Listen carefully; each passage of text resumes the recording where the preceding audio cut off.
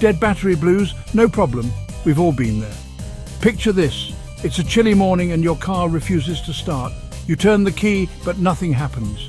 The dreaded clicking sound means only one thing: a dead battery. It's a frustrating situation, but don't worry, don't panic. Knowing how to jump-start your car can save the day. It's easier than you might think. Jump-starting is a simple process, but it's important to do it right. Safety is key, and following the correct steps is crucial. With a little help from a friend and a set of jumper cables, you'll be back on the road in no time. It's a team effort.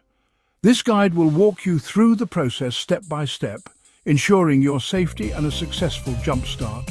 So let's get started. Follow along and you'll be prepared for any dead battery blues. Gearing up what you need.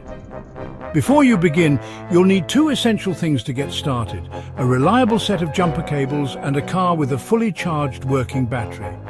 Jumper cables are color-coded for easy identification, making the process straightforward. The red cable is positive and the black cable is negative. Always remember this to avoid any mishaps. Make sure the cables are in good condition with no exposed wires or frayed ends. Safety first. The car with the working battery will act as the jumper car, providing the necessary power to revive your dead battery.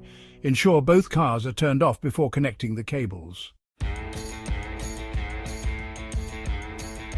Safety first. Jumper cables can be dangerous. Before you start connecting cables, safety is paramount. First, park the jumper car close enough to your car so the cables can reach both batteries, but make sure the cars aren't touching. Turn off both cars completely, including lights, radio, and any other electrical devices. Engage both parking brakes to prevent any accidental rolling.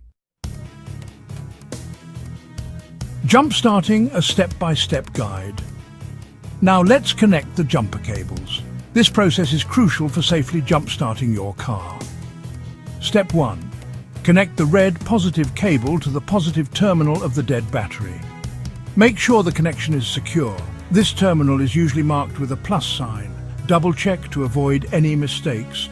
Step 2. Connect the other end of the red cable to the positive terminal of the good battery. Ensure it's firmly attached. Step 3. Connect the black negative cable to the negative terminal of the good battery. This step is essential for completing the circuit. Step 4. Finally, connect the other end of the black cable to a metal grounding point on the dead car's frame. This helps prevent sparks. This could be an unpainted bolt or bracket away from the battery. Make sure it's a solid connection.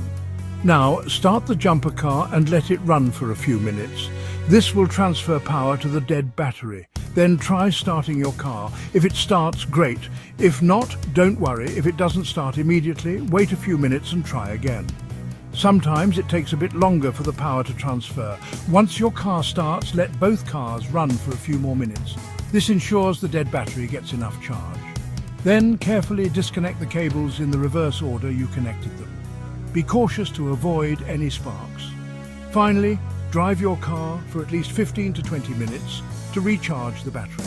This helps ensure your battery is fully charged and ready to go.